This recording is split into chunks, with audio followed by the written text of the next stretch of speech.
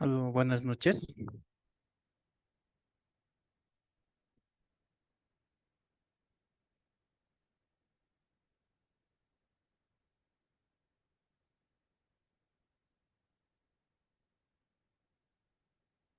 Buenas noches, ¿me escuchan?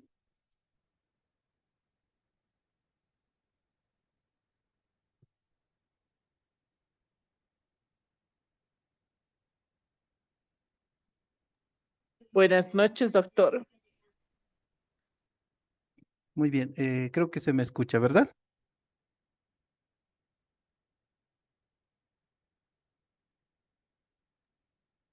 Yo por lo menos lo escucho, doctor. Muchas gracias, doctora. Muchas gracias por confirmar. Bueno, vamos a dar inicio con la presente clase.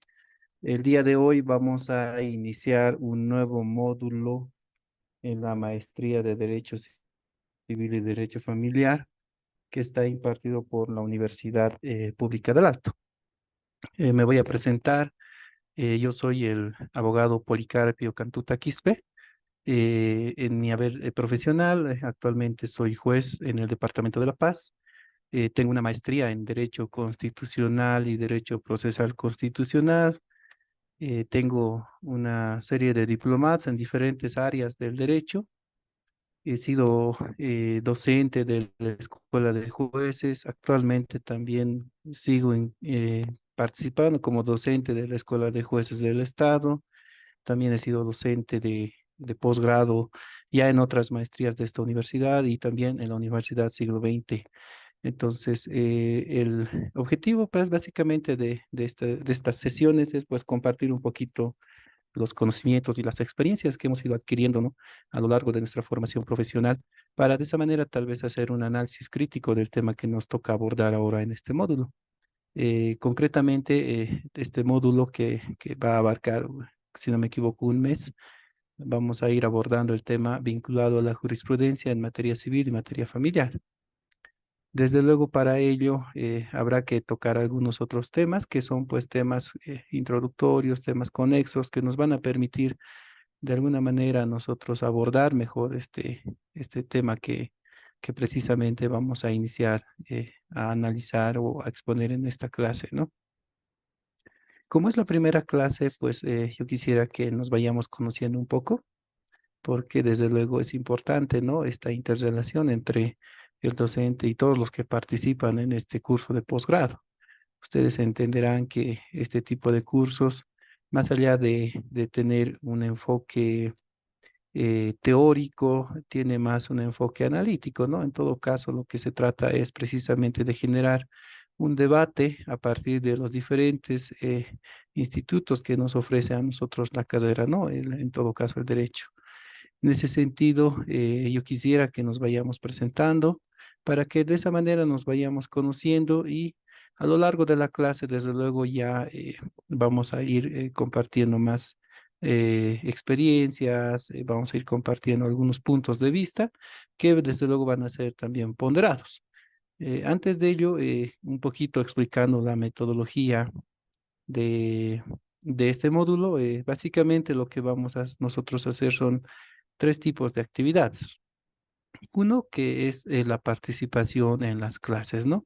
En cada clase vamos a tratar de fomentar eh, un tema que sea objeto de debate y a partir del cual ustedes puedan exponernos su parecer. Y esto va a ser calificado, ¿no? Desde dos parámetros, ¿no? Primero uno como no una asistencia obligatoria, pero desde luego nos va a hacer notar a nosotros ya el hecho de que ustedes están presentes en la clase, ¿no? Y segundo, que desde luego la participación activa, ¿no? Entonces, esos dos aspectos van a ser calificados en cada clase a partir de un planteamiento que nos vamos a ir lanzando en cada clase, una consigna que va a ser resuelta por ustedes, ¿no? Luego vamos a elaborar algunos foros que sí van a ser calificados con puntaje también. En todo caso, cada foro tiene 10 puntos y hacen un total de 4 foros. Cada foro va a estar vinculado a una unidad temática, que son 4 unidades temáticas las que vamos a abordar a lo largo de este módulo. Y por último, vamos a hacer un trabajo práctico, que es un ensayo básicamente que tiene la mayor puntuación de este módulo, que serían los 60 puntos restantes, ¿no? En todo caso, estas actividades se van a ir subiendo progresivamente en la plataforma del curso. Ya una vez que terminemos la unidad, la primera unidad, vamos a subir ya el primer foro y desde luego les vamos a dar el tiempo razonable para que ustedes puedan participar, ¿no? Entonces, básicamente esa va a ser la metodología. La idea no es cansarlos con tareas. Lo más importante en este módulo es tratar de hacer un análisis crítico de los puntos que vamos a ir abordando a lo largo del módulo.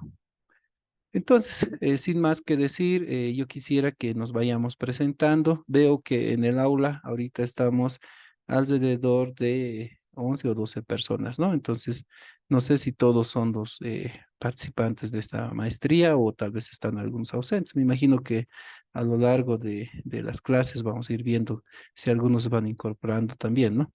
Entonces, yo voy a ir llamándolos por sus nombres en función de la lista de participantes que veo acá en la plataforma. Y por favor, me gustaría que se presenten, que nos compartan un poquito de su experiencia profesional. Tal vez incluso sus aportes van a ser muchos más valiosos de los que yo los pueda impartir en esta clase, porque desde luego nuestra experiencia en el ámbito jurídico es muy importante, ¿no? En este tipo de cursos. Entonces, le voy a ceder la palabra al doctor Irineo Larico Espinosa. Por favor, me gustaría que se presente. Tiene la palabra, doctor.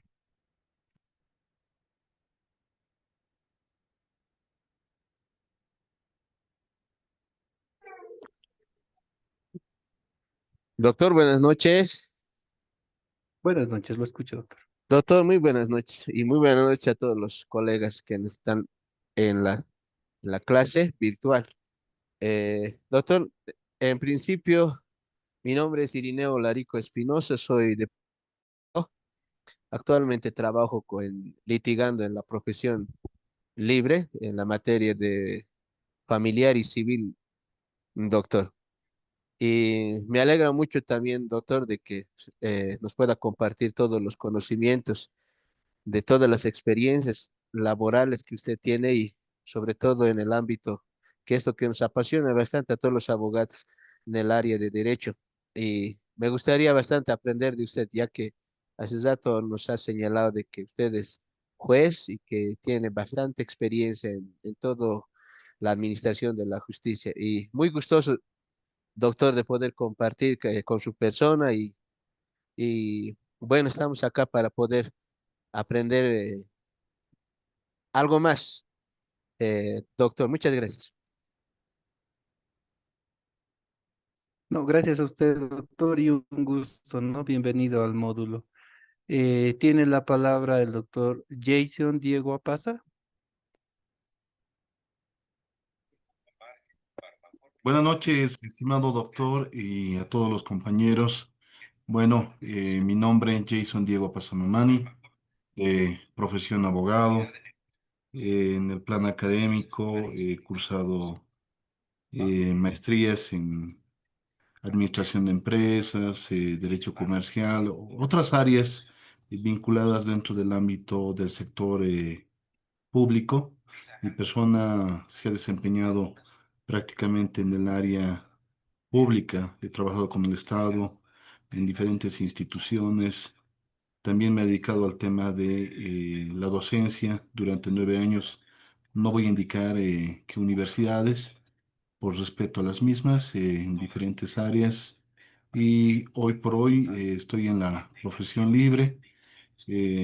Ciertamente el conocimiento en el campo del derecho tiene una mutabilidad, constantes cambios y siempre merecen una actualización. Por eso el tema de mi interés por la maestría y el hecho de poder practicar dentro de lo que es la profesión libre, lo propio, el hecho del acopio de los conocimientos siempre es un elemento vital para poder desarrollarse en forma profesional. Es por ello nuevamente reitero mi interés en esta maestría. Muchas gracias, doctor. Muchas gracias a usted, doctor, por presentarse y nuevamente bienvenido a esta maestría. Me imagino que ustedes ya están conociéndose un poquito más porque desde luego ya han cursado muchos módulos, ¿no? Muy bienvenido, doctor. Le voy a dar la palabra a la doctora Jacqueline Solís, por favor. Buenas noches, doctor. Bueno, Buenas mi nombre es noches. Jacqueline Solís, abogada, abogada libre, doctor. Trabajo o estoy ejerciendo en el municipio de Uncía de del departamento de Potosí. Estoy muy interesada de pasar este curso, especialmente en todos los módulos que hemos pasado. Se ha querido conocimientos, nos han dado muchas experiencias los docentes. Igualmente estoy con la expectativa y yo sé que usted también nos va a brindar más que todo la experiencia como juez en la ciudad de La Paz, doctor. Muchas gracias, doctorita. Bienvenida al módulo. La doctora Joemi Fernández.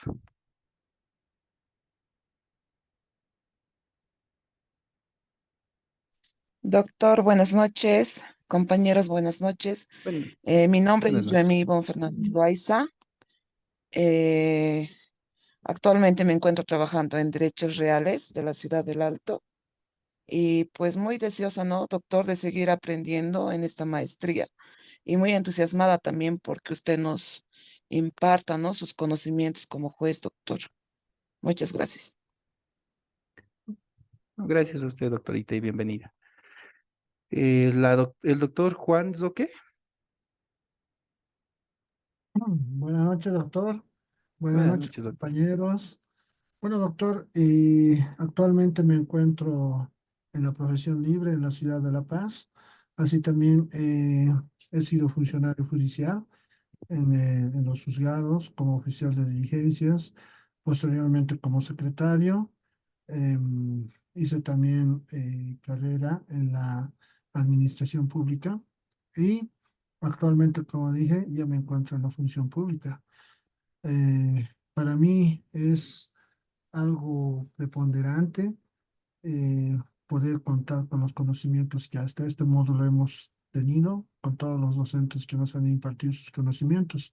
Y yo sé que su autoridad también, como es juez y también es ya docente muchos años en esta materia, nos impartirá mucho conocimiento para que nosotros podamos aplicar en el transcurso de el ejercicio de nuestra profesión. Gracias, doctor. Gracias a usted, doctor. Muchas gracias por su presentación y también bienvenido. La doctora Karen Paola Checo. Doctor, buenas noches. Buenas noches, doctorita. Mi nombre es Karen Paola Checo Colque, de profesión abogada, y a la actualidad me encuentro en el ejercicio libre de la profesión en la ciudad de Potosí. Ok, doctora, ¿algo más que quiera comentarnos? No, doctor, porque prácticamente recién estoy empezando. Muy bien, doctorita. Qué bien que esté ya tomando estos cursos de posgrado que son muy importantes para nuestra formación. Bienvenida, doctora. Al licenciado Weimar, por favor, ¿cómo está ahí registrado en la lista?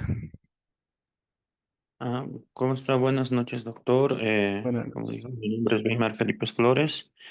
Actualmente estoy eh, trabajando en la función pública y me metí a la maestría por obtener mayor conocimiento acerca del ámbito civil y familiar para que en un posterior me sirva, ¿no?, para el ejercicio de la profesión libre.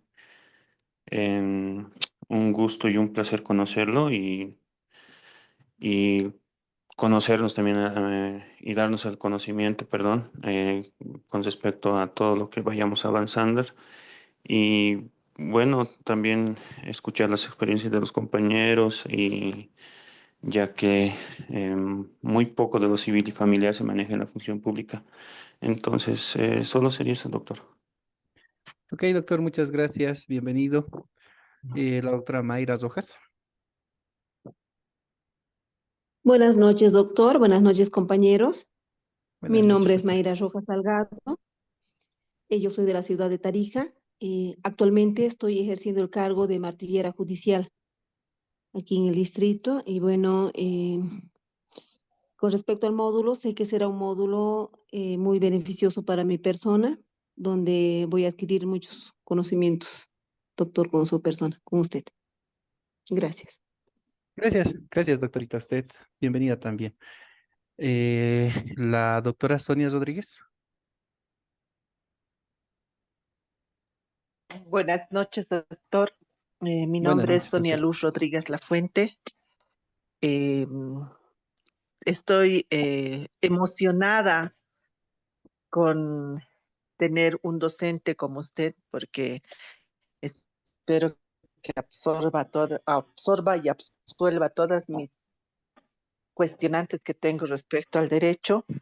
Yo soy licenciada en Economía de la Universidad Mayor de San Andrés y soy licenciada en Derecho de la Unifrance, en la Universidad Privada Franz Tamayo.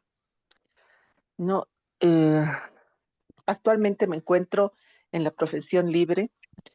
Toda mi experiencia laboral la he formado como economista en el sistema financiero, en el cual estuve más de 20 años, ¿no?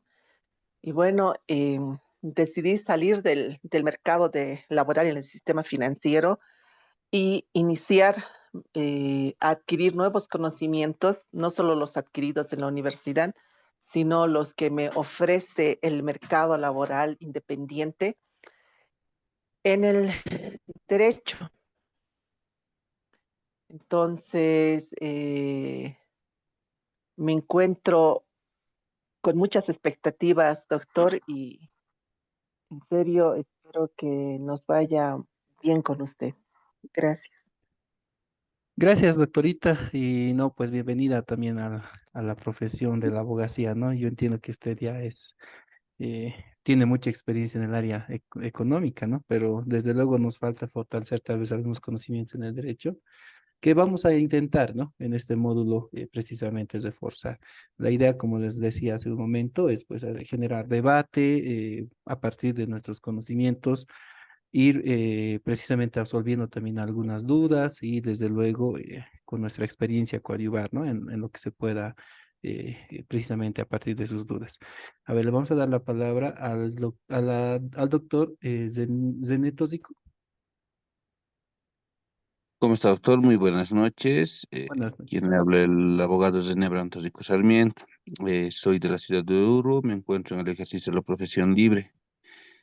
Agradecido con su persona porque nos puede impartir, ¿no?, sus conocimientos, porque siempre es bueno conocer, ¿no?, cuál es el criterio jurisdiccional de otro distrito y más aún con relación a la aplicación de la jurisprudencia, pues lastimosamente, en el tiempo que te llevo en el ejercicio de la profesión libre, he podido apreciar que algunos jueces no comparten algunos criterios o líneas jurisprudenciales existentes.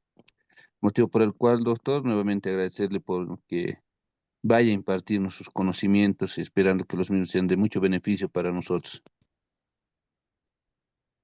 Gracias, doctor. Muchas gracias. Desde luego ese es el objetivo, ¿no?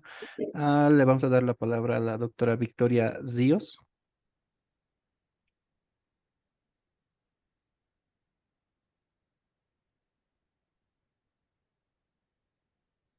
La doctora Victoria Zíos, por favor. Doctor, buenas noches. Buenas Me noches, doctora. comunico desde la provincia Tupiza, del departamento de Potosí. Actualmente estoy ejerciendo la abogacía libre. Eh, He salido de la Universidad San Francisco de Asís. Y eso, nada más, esa es mi currículum, doctor. Muchas gracias. No, gracias también a usted, doctorita.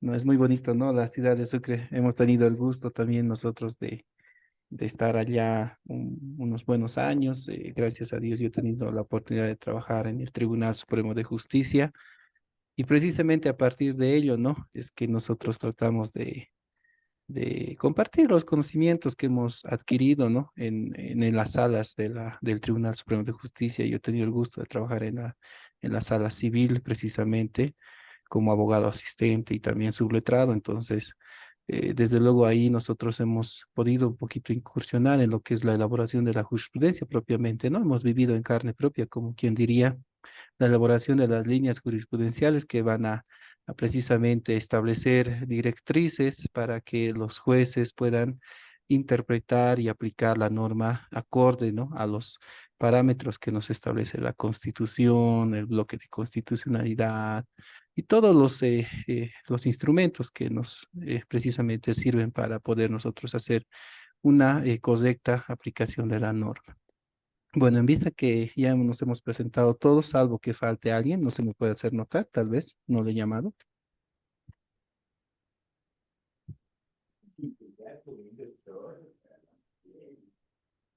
Su micrófono, licenciado Weimar, está encendido. Por favor, le voy a rogar que lo apague.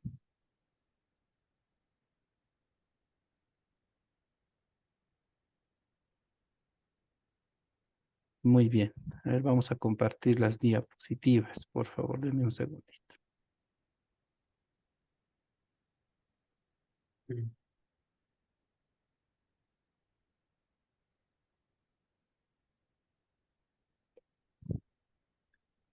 No tengo muy buena señal, así que voy a apagar mi cámara, por favor, para que no se corte mi internet. Les voy a rogar.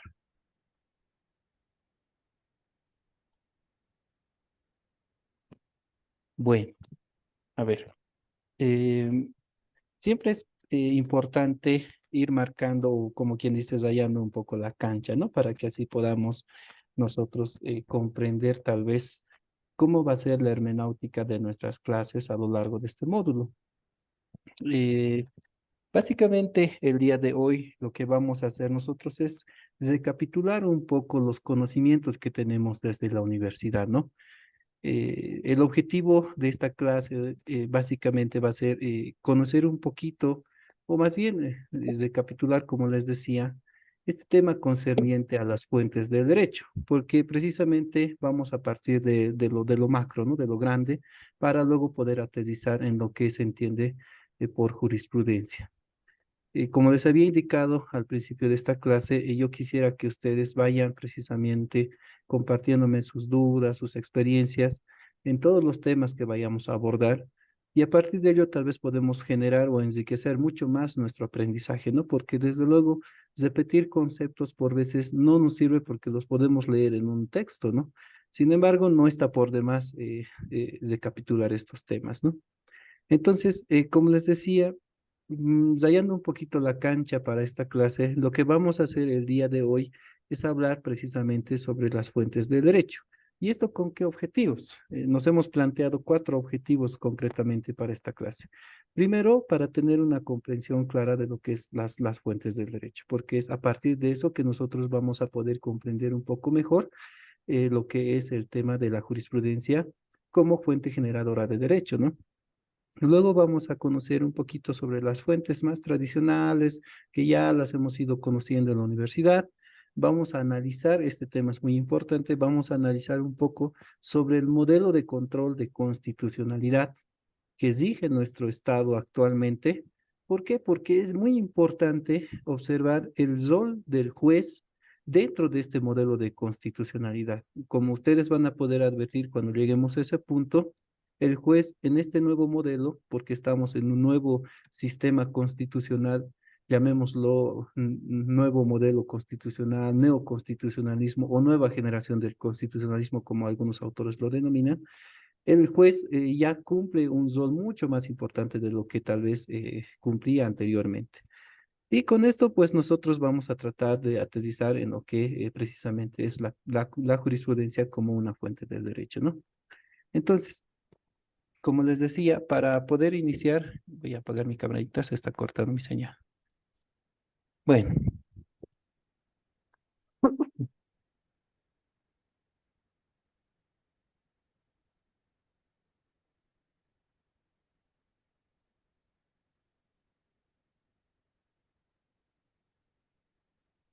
ahora sí. Yo quisiera consultarles o preguntarles a ustedes, ¿qué es lo que ustedes entienden por fuentes del derecho? No sé si alguien podría eh, levantar la mano y manifestarnos, ¿no? ¿Cuál es la comprensión que ustedes tienen de fuentes del derecho?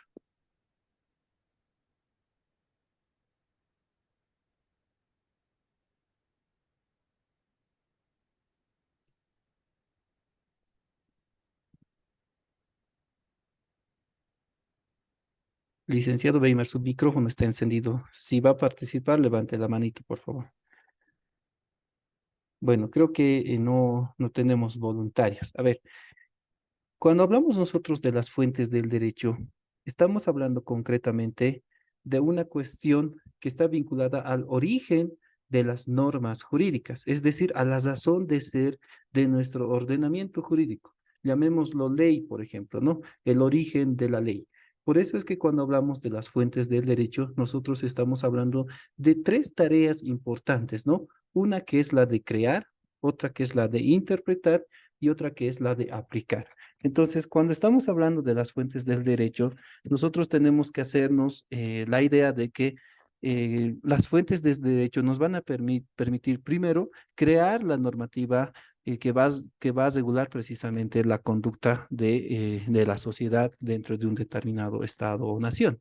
Entonces, va a servir precisamente la fuente del derecho como la base o el fundamento a partir del cual el legislador, en este caso, o también el juez, va a poder precisamente sustentar la razón de ser o la razón del por qué está generando esta nueva norma o esta norma, ¿no?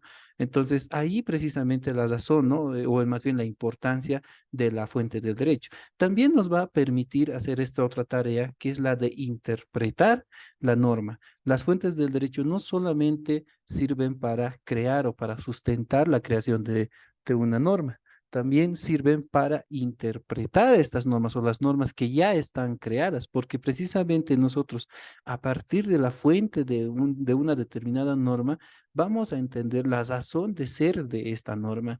Y precisamente entendiendo esta razón de ser, nosotros vamos a tener una mayor claridad para poder interpretarla y aplicarla en un caso concreto. Entonces, como ustedes pueden dar cuenta, es una secuencia lógica, ¿no? Lo que nos permite realizar las fuentes del derecho. Primero, crear las normas. Segundo, interpretarlas a partir de su razón de ser. Y tercero, poder aplicarlas de una manera adecuada. Entonces, es precisamente esto, este concepto de fuente del derecho, la base como para que nosotros podamos más adelante tal vez entender el por qué el legislador ha creado una determinada ley, una determinada norma, incluso, ¿no? Si hablamos de otros órganos del Estado, el por qué el órgano ejecutivo ha creado un determinado decreto, porque la norma no solo se restringe a la ley, ¿no? En realidad, la norma es un concepto amplio que se puede disgregar tanto en la ley, en los decretos, en los reglamentos, incluso en las normas consuetudinarias o en los usos y costumbres de la jurisdicción indígena, originaria y campesina, que no dejan de ser norma a partir del reconocimiento constitucional que tiene en nuestro nuevo modelo constitucional.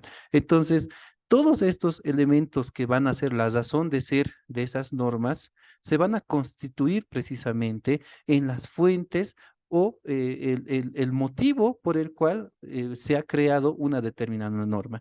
Y también estos mismos fundamentos nos van a permitir a nosotros tener un mejor entendimiento para poder interpretar esta norma y aplicarlas a un caso concreto.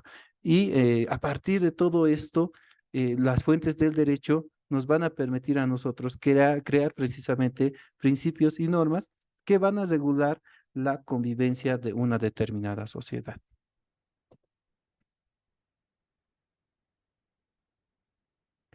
Ahora bien, ¿cuál es la importancia de las fuentes del derecho? Como les mencionaba hace un momento, ¿no? En principio, las fuentes del derecho nos van a permitir comprender el origen de las normas. Vuelvo a repetirles, cuando hablamos de normas, no solamente nos tenemos que encuadrar en el tema de las leyes. ¿Por qué repito este tema yo? Porque es muy importante entender que nuestro actual sistema ya no es un sistema positivista enteramente, sino que nuestro sistema ha adoptado una naturaleza, llamémosla de orden plural, porque por lo menos así lo denomina la doctrina del Tribunal Constitucional.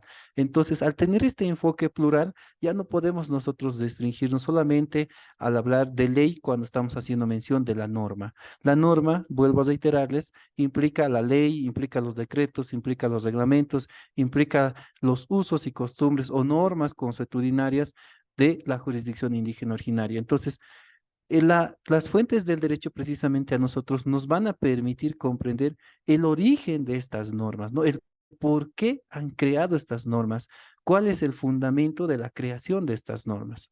También la importancia de las fuentes del derecho están en el hecho de que nos permiten entender la forma en la que van a evolucionar estas normas. Entonces, cuando nosotros hablamos de la evolución de las normas, estamos básicamente hablando de la adecuación que hace el legislador o el juez.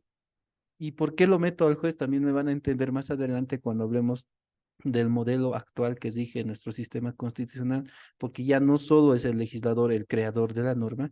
Entonces, la importancia de las fuentes del derecho nos va a permitir entender a nosotros el por qué han evolucionado estas normas, es decir, por qué se han adecuado a las realidades o a la evolución de la realidad, a la evolución cultural, a las necesidades sociales, etcétera, etcétera. Entonces, de ahí también otra de las razones por las cuales las fuentes de derecho son muy importantes a momento nosotros de analizar una determinada norma. Otro elemento que implica la importancia de estas normas es que estas influyen en la resolución de conflictos. Y volvemos al punto anterior cuando hablábamos de estas tres tareas importantes de las fuentes del derecho, ¿no? Cuando hablamos de la tarea de interpretar y aplicar. Entonces, su importancia, en este caso, para la resolución de los conflictos, precisamente está abocada a estos dos elementos, ¿no? Al elemento de interpretar y de aplicar. ¿Por qué? Porque precisamente nosotros, cuando tengamos una muy buena comprensión de la fuente de una determinada norma, vamos a poder realizar una adecuada interpretación y una correcta aplicación de esta norma a un caso concreto, lo cual va consecuentemente generar una correcta resolución del conflicto, ¿no? Por último, la importancia de las fuentes del derecho también están abocadas al tema de la interpretación correcta del marco normativo. Entonces, esta va muy entrelazada a esta de la resolución de los conflictos, porque como les decía, una correcta comprensión de las fuentes del derecho o de la norma que vamos a aplicar en un caso concreto nos va a permitir realizar una correcta interpretación. Desde luego, cuando nosotros conocemos la fuente de una norma, en este caso de un compilado normativo, por ejemplo, el Código Civil, el Código Procesal Civil, vamos a poder comprender el por qué estas normas regulan los institutos de determinada manera, porque no están diseñadas al azar, ¿no? En realidad responden a determinados modelos. Por ejemplo, el Código Procesal Civil actual responde a un modelo iberoamericano donde se ha establecido ciertos parámetros que exigen casi en todo el sistema jurídico de nuestra región. No es precisamente son copia leal en todos los códigos, pero y existe un código modelo que ha sido diseñado precisamente por doctrinarios reconocidos en nuestra región. Entonces nosotros cuando analicemos el compilado legal, en este caso el Código Procesal Civil, tenemos que saber por qué está diseñado de esta manera, por qué ahora nuestro proceso ya no es un proceso enteramente escrito, sino es un proceso mixto, ¿no? Que vincula la oralidad y también el sistema escriturado. Entonces, si se dan cuenta, también habla sobre el tema del proceso por audiencias, etcétera, que han sido rescatados de un código modelo. Entonces, hay una fuente ahí, si se dan cuenta, la fuente de este compilado legal, de este compilado normativo, de este compilado procesal que regula actualmente el procedimiento civil. Entonces, esto nos va a permitir a nosotros realizar una correcta interpretación, una correcta aplicación de las normas que precisamente están establecidas en el Código Procesal Civil. Entonces, nótese que la importancia de las fuentes del derecho es realmente, ¿no?, de gran relevancia para precisamente nosotros que somos los estudiosos del derecho, porque precisamente a partir del conocimiento de las fuentes de las normas que nosotros queremos aplicar a nuestros casos, entonces vamos a poder nosotros realizar una adecuada comprensión de estas normas y aplicarlas de manera idónea, ¿no? Entonces, no sé si ustedes tienen alguna duda en este punto, porque como les digo, hay que partir precisamente comprendiendo esta cuestión, ¿no? Es muy importante comprender qué se entiende por fuente de derecho, cuáles son los objetivos básicamente de las fuentes del derecho y cuáles son estas tareas específicas que, como les había mencionado, son tres tareas específicas que nos arroja a nosotros la doctrina. ¿Por qué? Porque a partir de eso nosotros vamos a poder entender cada una de las fuentes que nos ofrece nosotros la teoría para que entendamos la razón de ser de estas fuentes, ¿no? Entonces, no sé si tienen alguna duda, me la pueden plantear en ese momento.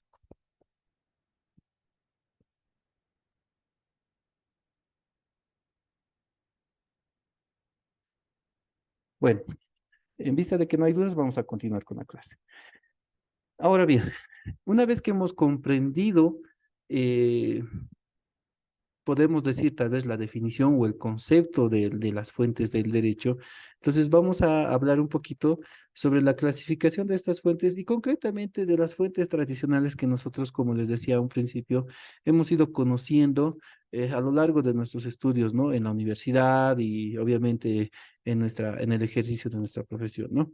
Dentro de la clasificación de las fuentes del derecho vamos a encontrar, por ejemplo, a las fuentes formales, a las fuentes materiales, a las fuentes históricas, a las fuentes internas, a las fuentes externas, a las fuentes estatales, las fuentes extraestatales, las fuentes no escritas y muchas otras clasificaciones, ¿no? Comúnmente cuando estudiamos nuestras materias básicas de derecho, hablamos de las fuentes materiales, las fuentes formales y las fuentes históricas, que son las más conocidas, ¿no? Porque las demás básicamente van a disgregarse precisamente de estas, ¿no? Cuando hablamos nosotros de las fuentes formales, estamos hablando básicamente de aquellas que tienen un reconocimiento legal o un reconocimiento normativo en todo caso, ¿no? Y básicamente en esta categoría estarían ingresando como fuentes formales la Constitución Política del Estado, la ley, la jurisprudencia, entre otros, que van a precisamente generar los principios generales del derecho, ¿no? Porque a partir de estas fuentes nosotros vamos a poder crear otras normas, ¿no? O sea, son fuentes que permiten la creación de otras normas. Ya implícitamente estas fuentes formales requieren del desarrollo normativo para poder precisamente, como quien dice, regular de manera adecuada los institutos procesales que están establecidos en estas fuentes. Luego tenemos las fuentes materiales. Entre las fuentes materiales vamos a encontrar, por ejemplo, a los factores políticos, los factores sociales, a los factores económicos y todos aquellos elementos que van a influir en la creación de las normas.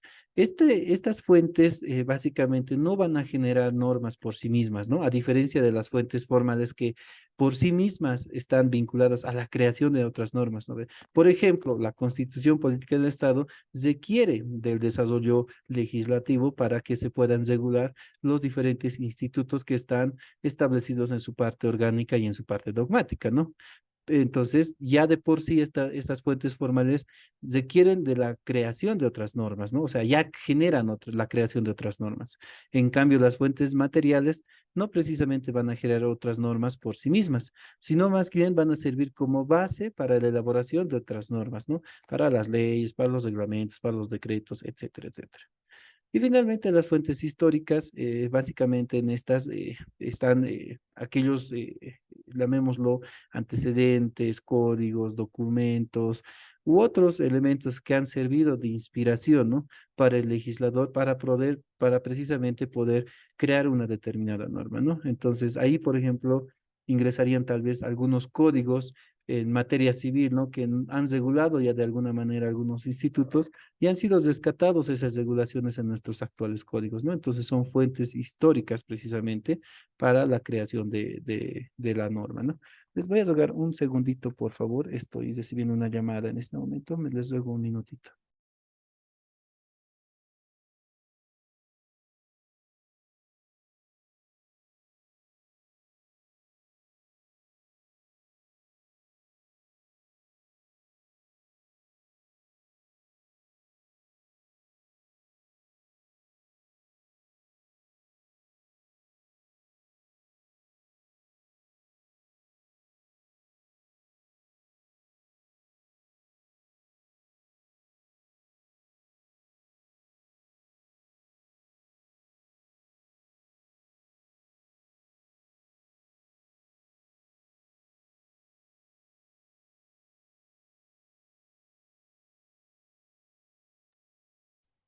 mil disculpas, queridos compañeros. Era una llamada urgente que estaba esperando.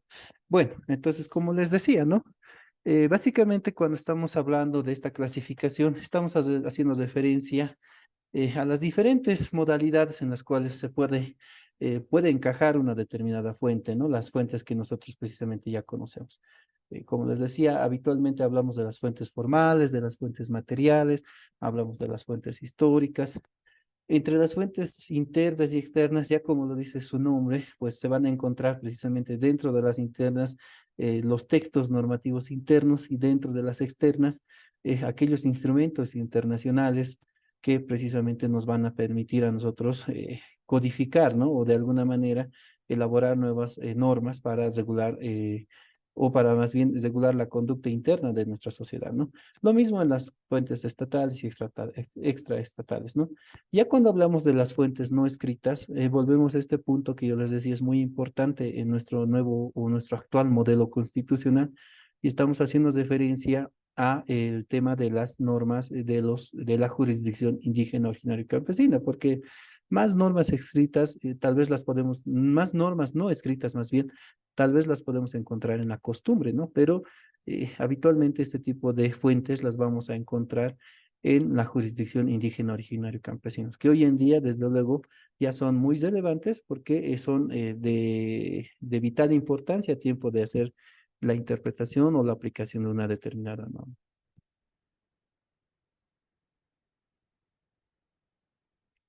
Bueno, entre las fuentes tradicionales que nosotros hemos ido viendo a lo largo de nuestros estudios en derecho, hemos ido pues conociendo algunas como por ejemplo la Constitución, los tratados internacionales, la ley, las decisiones judiciales o llámese propiamente la jurisprudencia, la costumbre, las normas no escritas, hemos encontrado otras fuentes también, ¿no? Como los principios generales del derecho, etcétera, etcétera.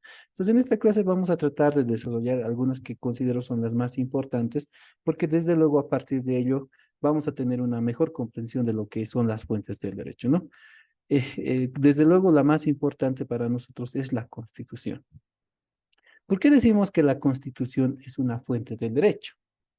Como ustedes bien saben, la Constitución es la norma suprema de nuestro ordenamiento jurídico. Entonces, al ser la norma suprema de nuestro ordenamiento jurídico, va a ser la base para la creación de el resto del ordenamiento jurídico. Además que va a otorgar la legitimación al derecho interno. Entonces, nótese que la Constitución como fuente del derecho nos otorga estos dos elementos básicos, ¿no? Primero, que constituye la base para la creación del ordenamiento jurídico y otorga legitimación al derecho interno.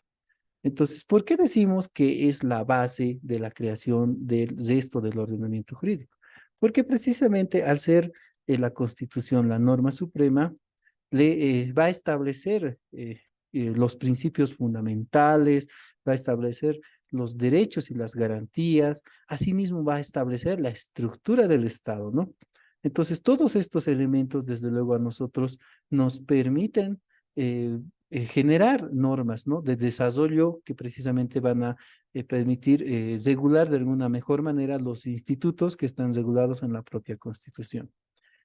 Cuando hablamos de principios fundamentales, desde luego nosotros estamos haciendo referencia a todos los principios, tanto del modelo de Estado, a los principios ético-morales que están establecidos en el artículo 8, a los principios que regulan la forma del Estado y todos los principios que puedan precisamente estar reconocidos en la Constitución.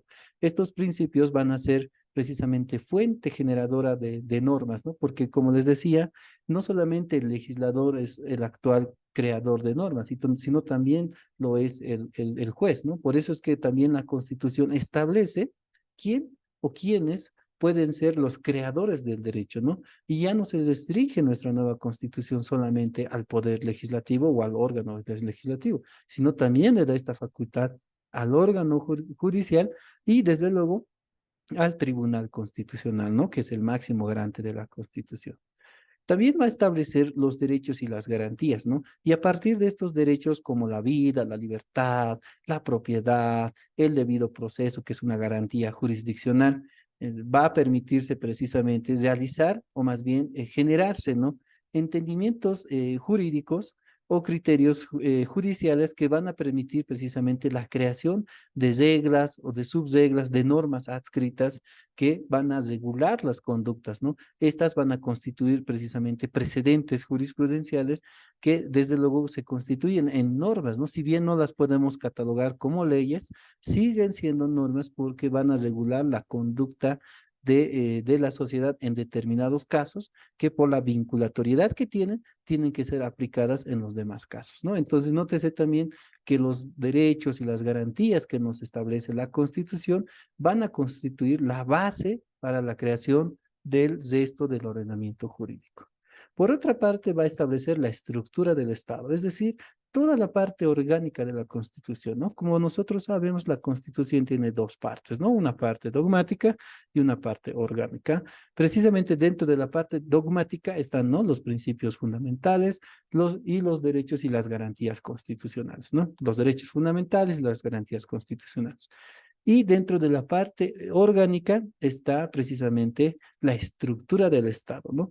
Esta parte también nos permite a nosotros crear derechos porque el Estado reconoce o más bien establece un determinado modelo de Estado que precisamente nos sirve a nosotros como base para nosotros regular los demás sistemas de Estado que están reconocidos en nuestro actual modelo, ¿no? Por ejemplo, el tema de las autonomías, ¿no?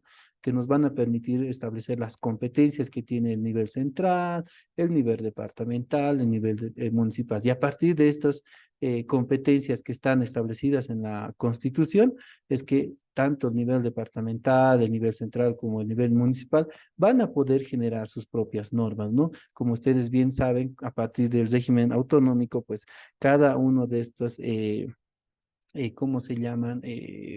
Cada una de estas entidades autonómicas pueden, o más bien a partir de su órgano legislativo, pueden crear sus propias leyes, ¿no? Entonces, si se dan cuenta, la parte orgánica de la Constitución también nos sirve como una fuente de creación de normas, porque precisamente nos van a establecer parámetros generales que nosotros debemos de observar al momento de querer precisamente generar una nueva norma que va a regular un determinado sector, llamémoslo en este caso un municipio, ¿no? Entonces, si se dan cuenta, tanto la parte dogmática como la parte orgánica nos sirven como fuente del derecho para poder crear determinadas normas o en todo caso modificar y adecuar estas normas a lo que establece la Constitución. Por otra parte, la Constitución va a otorgar legitimación o legitimidad, pero aquí está mal escrito, no es legitimación. Nos permite otorgar legitimidad al derecho interno. ¿Y esto qué quiere decir? Que solamente va a ser válido o va a ser válida la norma que se encuentre acorde a los parámetros de la Constitución. Es decir, solo aquella norma que sea compatible con el texto constitucional va a tener una legitimidad dentro de nuestro ordenamiento jurídico. Entonces, nótese cómo la influencia de la Constitución como fuente del derecho no solamente va a permitir, en este caso, la creación de una norma, sino también le va a otorgar legitimidad. Cuando hablamos nosotros de la legitimidad, necesariamente tenemos que hablar del sistema o más bien del control de constitucionalidad. ¿Por qué? Porque precisamente los órganos autorizados por la Constitución van a verificar esa legitimidad a partir del control de constitucionalidad que se hace a todas las normas que precisamente regulan a nuestra sociedad. Ahora bien, cuando hablamos nosotros del control de constitucionalidad propiamente, estamos hablando básicamente de esos sistemas, de esos mecanismos de defensa que están establecidos contra las decisiones, contra las resoluciones o contra las disposiciones que van a precisamente atentar contra el texto constitucional. Entonces, cada sistema es distinto, ¿no? En realidad, cada sistema que quiera adoptar un determinado país, un determinado ordenamiento jurídico, puede variar. La teoría o la doctrina más bien a nosotros nos ofrece pues una variedad de modelos de control de constitucionalidad, porque precisamente no solamente uno ha regido a lo largo de de la historia del derecho constitucional, ¿no? En todo caso, si nosotros nos abocamos un poquito a los antecedentes de los sistemas de control de constitucionalidad que mayor realce han tenido en la historia del derecho constitucional, vamos a hablar concretamente de dos sistemas o dos modelos, ¿no? Uno que es el sistema político y otro que es el sistema jurisdiccional. El sistema político, concretamente, haciendo aquí un pequeño paréntesis, hablando un poquito de la historia del sistema de control político, vamos a ver que esta tiene su origen en la Revolución Francesa de 1789. Y la particularidad de este sistema básicamente es que se encomienda ese rol, esa tarea de realizar ese control o esa verificación de la constitucionalidad de la norma a un órgano enteramente político. En el caso de la Francia revolucionaria, esta tarea o este rol de control se le otorgaba al Parlamento, ¿no? A lo que nosotros conocemos ahora como el órgano legislativo. ¿Y por qué? Se preguntarán, ¿no? Básicamente era porque en esa época existía un principio que se había establecido a partir de la revolución, que era la soberanía popular, ¿no?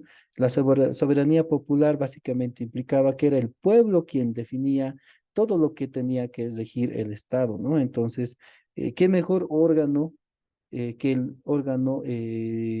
el Parlamento más bien, como el soberano o el representante del soberano, ¿no? Porque precisamente el Parlamento conglomeraba a representantes del pueblo y precisamente por ello los franceses entendían que era el mejor órgano o el órgano más adecuado para poder realizar el control de constitucionalidad. Claro que en esa época este control no fue totalmente eficiente porque se entiende que este tipo de control que se estableció bajo este sistema político era un control enteramente preventivo y tenía una naturaleza más consultiva. ¿Esto qué quiere decir? Que no era vinculante, ¿no? O sea, que no era obligatorio, digamos, las decisiones que tomaba el Parlamento en relación al control de compatibilidad que hacían entre la Constitución y una determinada norma, no tenían ese carácter vinculante, solamente era consultivo. Básicamente era como una consulta que se le hacía al Parlamento y el Parlamento pues emitía un determinado criterio en relación a la constitucionalidad de una norma. Entonces, este sistema se caracterizaba precisamente por estas cuestiones, ¿no? Si resumimos, el sistema de control político le otorgaba la facultad de realizar el control de constitucionalidad a un órgano enteramente político, que en ese entonces era el Parlamento. Ahora, el otro sistema, frente a este sistema está el sistema jurisdiccional o el modelo jurisdiccional. Este modelo tiene dos modalidades o dos sistemas. Por una parte está el sistema de control difuso y por otra parte está el sistema de control concentrado. Cuando hablamos nosotros de estos dos sistemas que son los que más más preponderancia han tenido, digamos, en los ordenamientos jurídicos y es más, ¿no? En nuestra nación han estado vigentes y actualmente sigue vigente uno de ellos. Entonces, estamos haciendo referencia a un control que es encargado a un determinado órgano jurisdiccional. Por eso es que este modelo se llama modelo jurisdiccional. Básicamente se le otorga el rol contralor a un órgano jurisdiccional. En el caso del control concentrado, si hablamos un poquito de sus antecedentes, este modelo o este sistema tiene su origen en la Constitución de Austria de 1920. Básicamente este sistema concentrado se ha ido creando o generando bajo las ideas de Hans Kelsen, quien ha propugnado, ¿no? Esa idea que nosotros conocemos, este principio o este postulado básico de la supremacía de la Constitución. Entonces, entendía Hans Kelsen que al existir, al tener la Constitución un valor normativo supremo, entonces tenía que existir un órgano jurisdiccional único encargado de su tutela. Entonces, por eso es que bajo este sistema, pues se crean los tribunales constitucionales, ¿no? No propiamente muchos de estos tribunales tenían esta denominación, pero en su mayoría sí. Entonces, se va creando los tribunales constitucionales para que precisamente vayan ejerciendo el control de constitucionalidad y de esa manera se pueda garantizar la supremacía de la Constitución.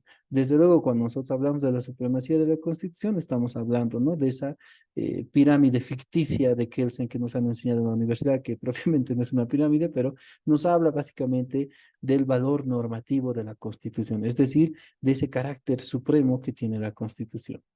En este modelo o en este sistema concentrado existían ya algunas particularidades que las hacían más eficientes que en el modelo político, ¿no? Primero que este control ya era un control principal.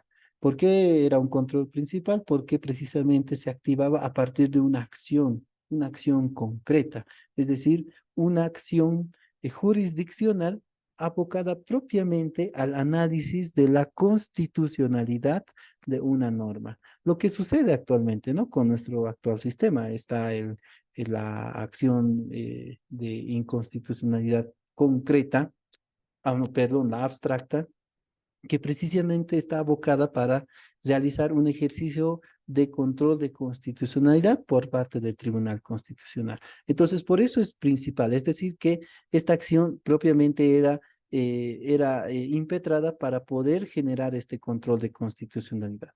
Por lo tanto, al ser una acción principal, los efectos de este control de constitucionalidad ya no eran efectos no vinculantes, más al contrario, sus efectos eran vinculantes porque tenían efectos erga omnes, es decir, que el entendimiento que realizaba el Tribunal Constitucional en relación a la constitucionalidad de una norma se aplicaban a todos los ciudadanos, ¿no? En todo caso, su efecto es para todos, por eso es que su efecto es erga omnes, ¿no? Y además que en este modelo o en este sistema de control en el concentrado se genera esa idea del legislador negativo, ¿no? Básicamente el Tribunal Constitucional lo que actualmente hace es de hacer un rol de legislador negativo. ¿Por qué? Porque él, a diferencia del órgano legislativo, va a derogar las normas, va a abrogar las normas que sean incompatibles con la Constitución. Entonces, por eso es que se genera esta doctrina del legislador negativo, porque el Tribunal Constitucional no precisamente va a, también crea normas, ¿no? Pero ese es otro rol que lo vamos a explicar más adelante, pero una de sus tareas principales es precisamente expulsar del ordenamiento jurídico aquellas normas que sean incompatibles con la Constitución. Luego está el modelo o el sistema de control difuso, que propiamente es el sistema norteamericano. Este sistema tiene como base a la Constitución de Norteamérica de 1787 y esta Constitución surge a partir de las ideas de un caso emblemático que nosotros lo hemos debatido muchas veces en las materias de Derecho Constitucional en la universidad, que es el caso Marbury versus Madison, ¿no? Donde, al igual que en el control concentrado, se ha propugnado básicamente esta idea del principio de supremacía de la Constitución y el valor normativo que tiene esta Constitución. Entonces, a partir de estos principios, la Constitución de 1787, si bien no lo dice textualmente, pero a partir de la sentencia emitida por el juez Marshall, en este caso Marbury versus Madison, es que se ha creado, o más bien se le ha otorgado al juez la facultad de realizar el control de constitucionalidad. Entonces, en el sistema de control difuso, serán todos los jueces que forman parte del órgano judicial los encargados de realizar el control de constitucionalidad. Por lo tanto, en este control va a diferir en sus características en relación al control concentrado. Primero, porque en este control ya no es un control principal, sino es un control incidental. ¿Y por qué es incidental? Porque precisamente se promueve dentro de un proceso judicial, es decir, que ya no se promueve como una acción propiamente destinada al control de constitucionalidad, sino más bien se promueve a partir de un incidente de constitucionalidad que está propuesto dentro de un proceso judicial. Y esto para analizar la constitucionalidad de una norma que debe ser aplicada dentro de ese proceso. Entonces, en nuestro ordenamiento jurídico actual, nosotros también aplicamos este modelo. ¿Por qué? Porque tenemos la acción de constitucionalidad concreta, ¿no? Y esta acción precisamente, como ustedes bien saben, se promueve dentro de un proceso judicial para que el juez pueda analizar la constitucionalidad de una norma de la cual depende el resultado de este proceso. En todo caso, si el juez considera que esa norma es incompatible con la Constitución, puede precisamente promover la acción de inconstitucionalidad concreta, ¿no? Entonces, si se dan cuenta, también hemos adoptado nosotros este sistema jurisdiccional, sí, este sistema jurisdiccional difuso, ¿no? Donde los jueces también pueden hacer un ejercicio de control de constitucionalidad.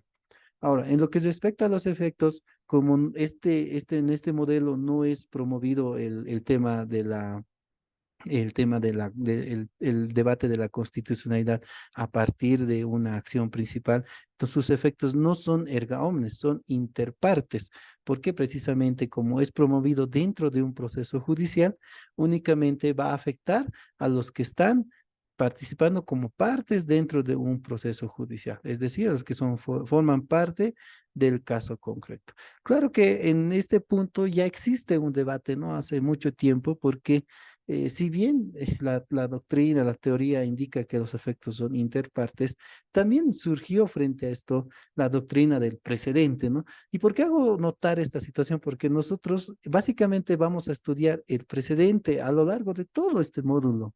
Por eso es importante, como les decía, conocer un poquito sobre estos antecedentes del control de constitucionalidad, porque precisamente tenemos que entender qué es el precedente para nosotros poder precisamente hacer un estudio adecuado de la jurisprudencia, porque ustedes ya habrán escuchado, ¿no? En los juicios que ustedes conocen como abogados en el ejercicio libre o como tal vez en el rol de jueces, de secretarios o de funcionarios públicos, de docentes, etcétera, habrán conocido que muchas veces el Tribunal Constitucional, el Tribunal Supremo de Justicia, el Tribunal Agroambiental, hablan, ¿no? Sobre los precedentes jurisprudenciales que ellos establecen en sus resoluciones judiciales.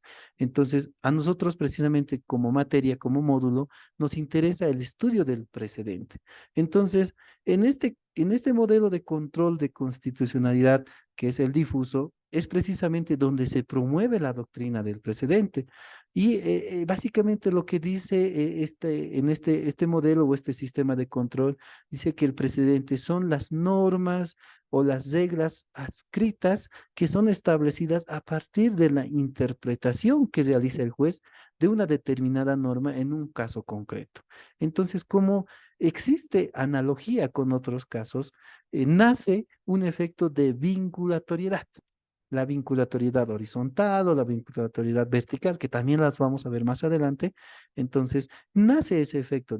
Por lo tanto, su efecto ya no es solamente interpartes. ¿Qué quiere decir esto? Que ya no solamente involucra a las partes dentro del proceso, sino que también va a involucrar a todos aquellos que tengan casos análogos. Por lo tanto, van a ser también de aplicación obligatoria para los propios jueces que emiten estos entendimientos, como también para los demás jueces que tengan que conocer casos análogos.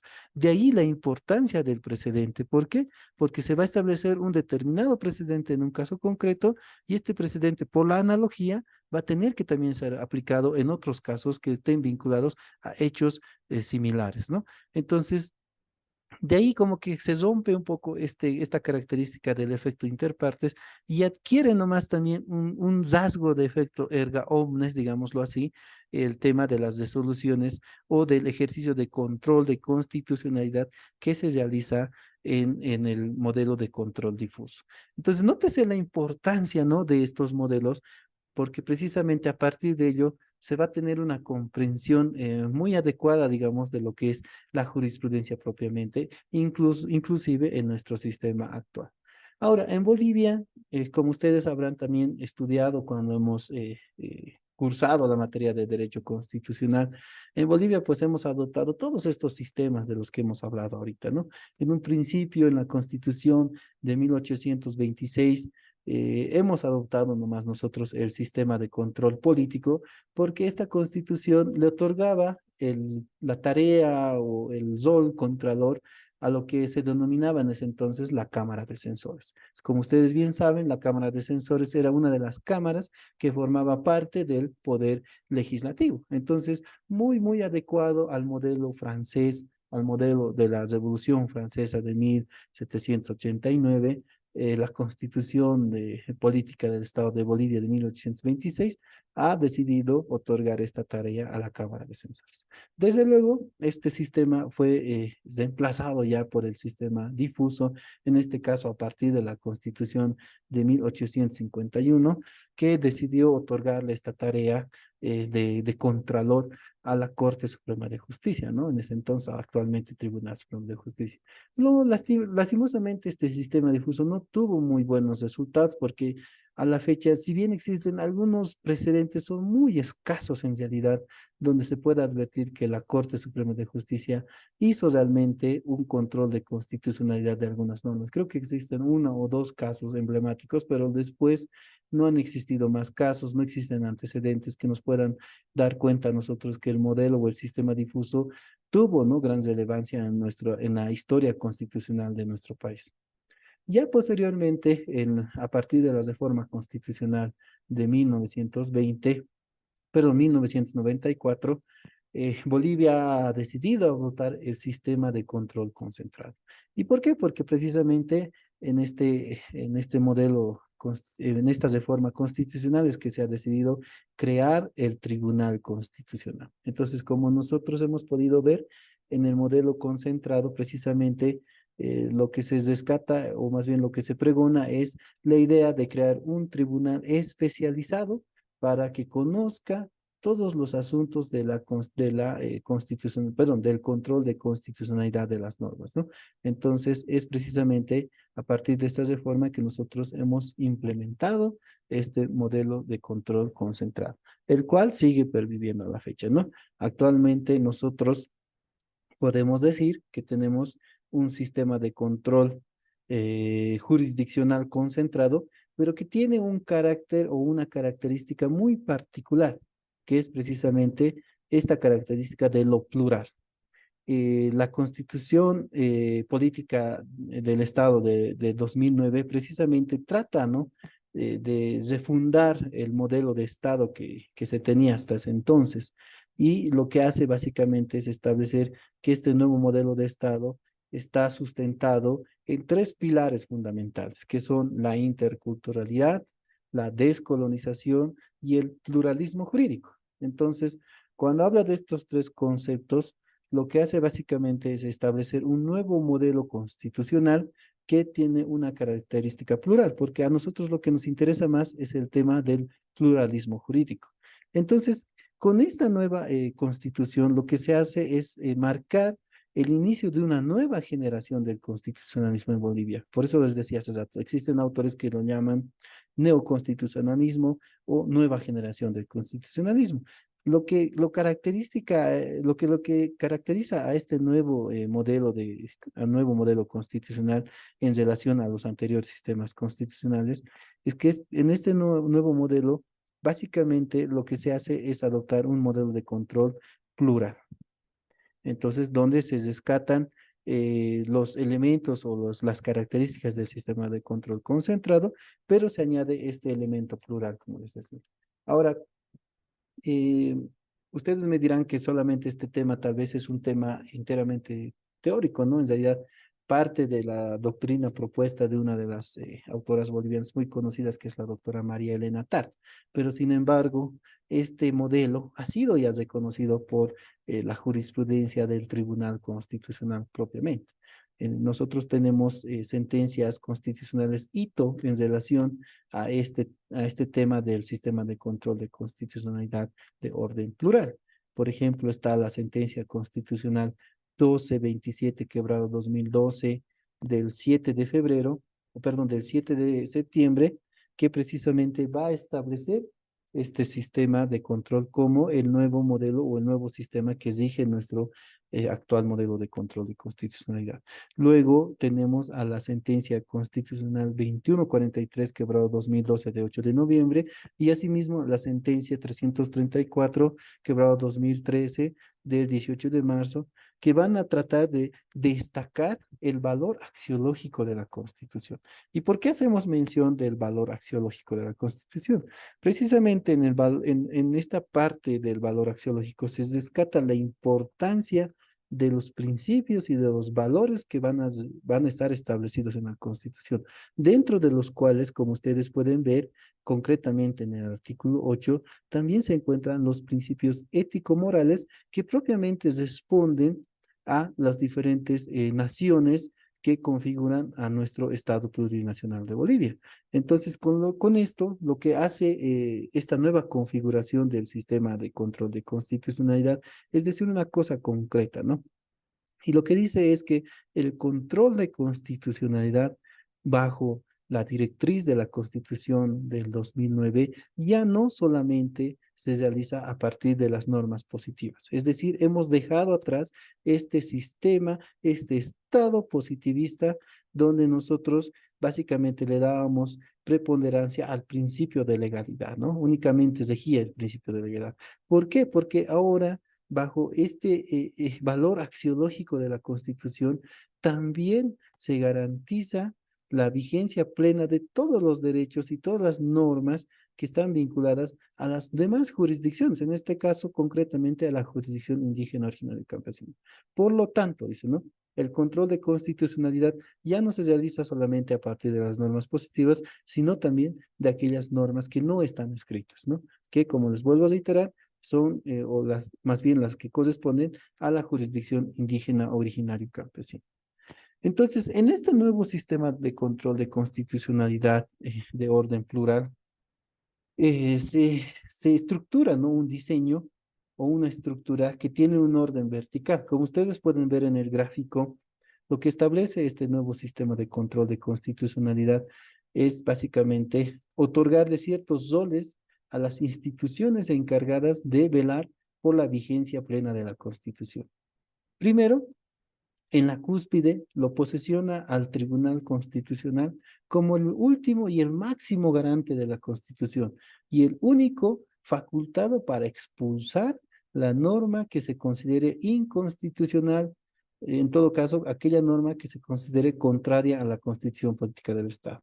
Entonces, ahí volvemos a la teoría del legislador negativo, ¿no? Entonces, será el Tribunal Constitucional Plurinacional el único facultado para poder expulsar aquellas normas que consideren incompatibles con el texto de la Constitución política del Estado.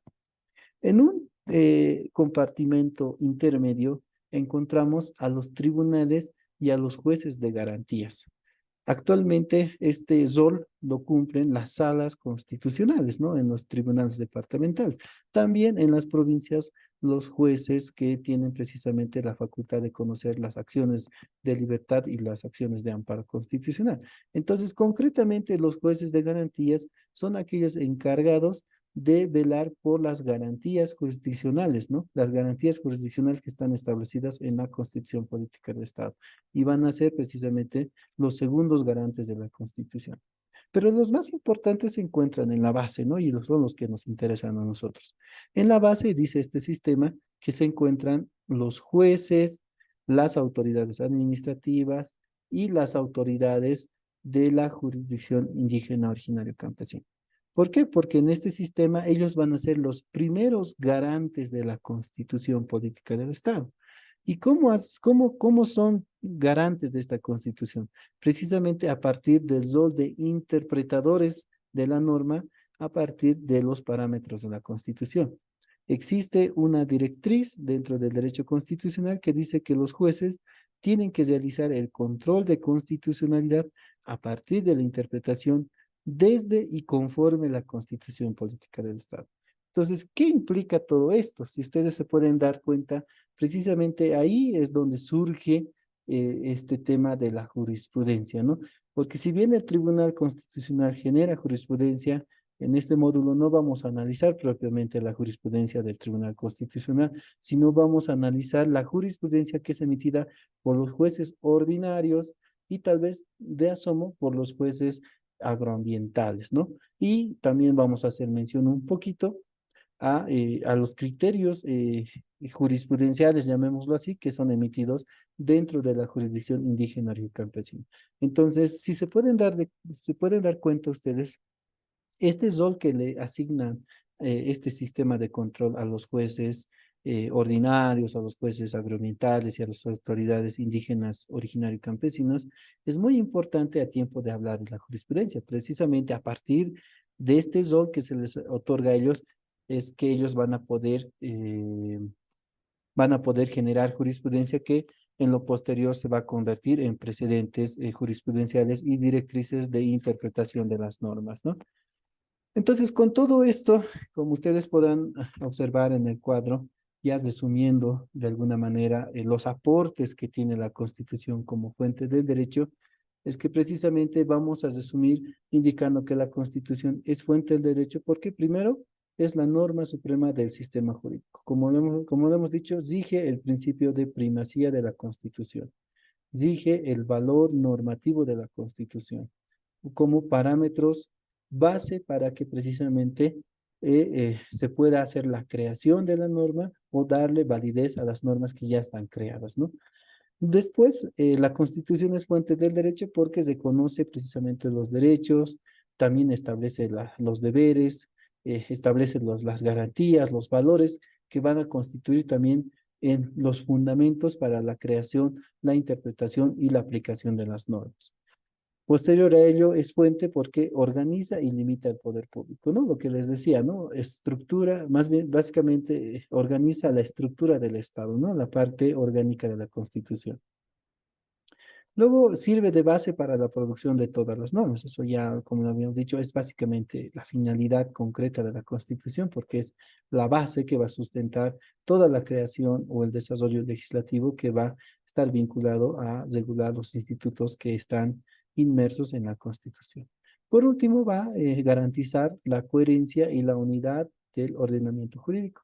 ¿Y esto qué quiere decir? Básicamente quiere decir que a partir de los parámetros de la Constitución es que nosotros vamos a poder entender desde el punto de vista sistemático lo que se entiende por una norma, o sea, cómo debe aplicarse una norma, porque ustedes también entenderán que existen diferentes métodos de interpretación de las normas, ¿no? Entre estos está el método sistemático que nos permite rescatar precisamente el contexto de la norma, ¿no? Es decir, interpretar o aplicar una norma a partir de otras normas similares que están establecidas tanto en la Constitución o en otras normas o en otras leyes que nos van a permitir entender la razón de ser de una determinada norma. Entonces, ahí precisamente la Constitución, al ser la norma suprema del ordenamiento jurídico, juega ese rol importante porque le va a otorgar coherencia, ¿no? A todos estos institutos que están regulados por las diferentes normas, porque va a ser la base precisamente a partir de la cual se han creado estas normas. Entonces, desde luego van a servir como el sustento principal para poder garantizar esta coherencia y esta unidad del ordenamiento jurídico. Otra de las fuentes importantes del derecho es precisamente la ley. ¿Por qué la ley es una fuente del derecho? Básicamente la ley es una fuente del derecho porque, como se los mencionaba cuando hablamos del modelo de control político, precisamente porque ésta responde a la soberanía popular. ¿Esto qué quiere decir? Que es fuente del derecho porque es creada a partir de un órgano que está compuesto por la representación de todo un país o una nación. Como ustedes bien saben, el órgano legislativo es el encargado de crear las normas, es decir, las leyes, ¿no? En este caso, las leyes. Y desde luego, el órgano legislativo está compuesto, ¿no? Por la representación de las diferentes, de los diferentes representantes de lo que involucra todo nuestro país, ¿no? Entonces, esa soberanía popular, llamémoslo así, le otorga de alguna manera legitimidad a la ley, porque se supone que la ley es producto de esta soberanía, de esta legitimidad popular, y por lo tanto puede ser fuente creadora de otras normas.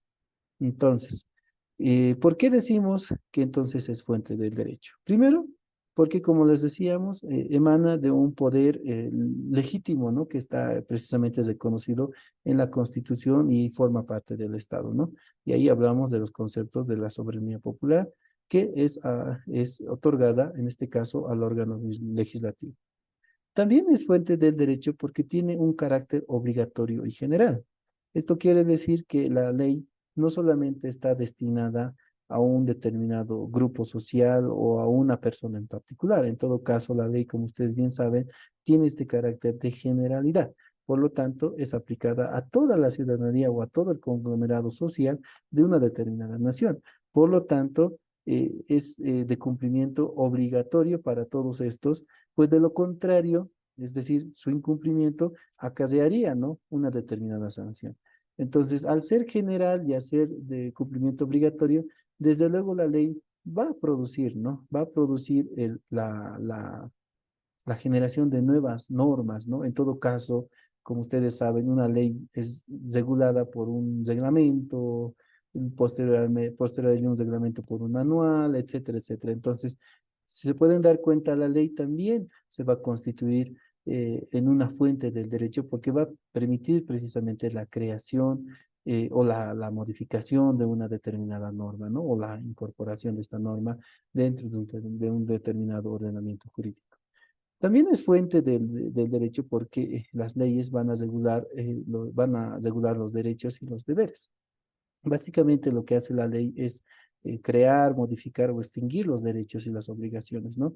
Entonces, desde luego que al crear un determinado derecho, al modificar un derecho o al extinguir un derecho o una obligación, entonces esto va a generar que precisamente las entidades públicas o los encargados precisamente de regular las conductas de los ciudadanos puedan verse motivados para crear determinadas normas que precisamente regulen de mejor manera la creación, la modificación o la extinción de estos derechos o estas obligaciones. Entonces, por lo tanto, sigue siendo nomás una fuente del derecho, ¿no? Y por último, las leyes siempre van a ser del desarrollo constitucional. Esto quiere decir que van a precisamente desarrollar todos los institutos que estén inmersos dentro de la Constitución, tanto en su parte dogmática como en su parte orgánica. Mayormente estas regulan el tema de los derechos, los principios, los valores que están establecidos en la Constitución Política del Estado, pero también van a regular, ¿no?, la estructura del Estado y todas estas cuestiones que están vinculadas precisamente a los derechos, a los principios y a las garantías que están establecidas en la Constitución. Entonces, en resumen, podemos decir nosotros que la ley es una fuente del derecho porque primero es creada, ¿no?, por una autoridad legítima, ¿no? Nosotros hemos dicho, responde a la soberanía popular. Es parte de un órgano, es más bien, es producto de un órgano estatal, que en este caso es el órgano legislativo, ¿no? Después, decimos que es fuente del derecho porque va a regular de forma general y obligatoria las conductas de una determinada sociedad. Luego, porque define los derechos, los deberes y las sanciones precisamente ante la vulneración de estos derechos o el incumplimiento de estos deberes, ¿no? Posteriormente, hemos dicho, es fuente de derecho porque va a desarrollar los principios, las garantías, los derechos y todo lo que involucra la parte orgánica de la Constitución. Y finalmente es fuente de derecho porque va a brindar un orden y seguridad jurídica de la sociedad, porque la ley va a permitir predecir precisamente determinadas conductas que una vez que se adecúen a los tipos establecidos en la ley, pueden constituir precisamente delitos y pueden ameritar sanciones, ¿no? Entonces, desde luego va a brindar una determinada seguridad jurídica porque a partir del conocimiento de una ley, nosotros sabemos que debemos de adecuar precisamente nuestra conducta a lo que está establecido en esta norma, ¿no? Entonces, por esas razones, la ley se constituye en una fuente del derecho. No sé si hasta aquí tenemos alguna duda.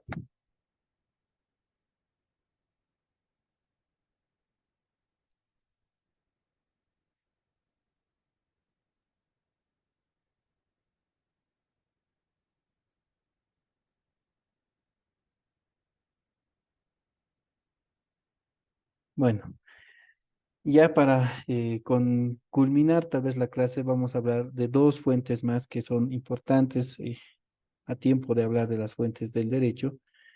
Una que para mí es muy relevante en nuestro actual ordenamiento jurídico, que son los tratados internacionales, ¿no? Y concretamente los tratados internacionales vinculados a derechos humanos. Decimos nosotros que los tratados internacionales se van a constituir en fuentes del derecho porque éstas adquieren un carácter vinculante para los estados cuando estos son ratificados como parte del ordenamiento jurídico de un determinado país.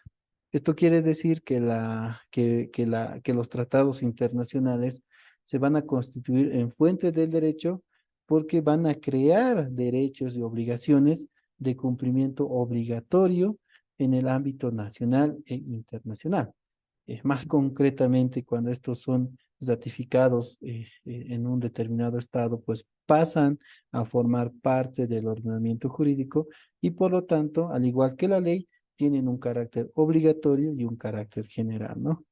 Entonces, podemos decir nosotros que que los tratados internacionales son fuentes de derecho porque al igual que la ley, van a permitir crear normas jurídicas. Esto básicamente sucede cuando un determinado estado firma y ratifica un tratado, ¿no? Entonces se comprende que ya este tratado va a formar parte del ordenamiento jurídico, por lo tanto va a ser fuente de inspiración para la creación de otras normas, ¿no?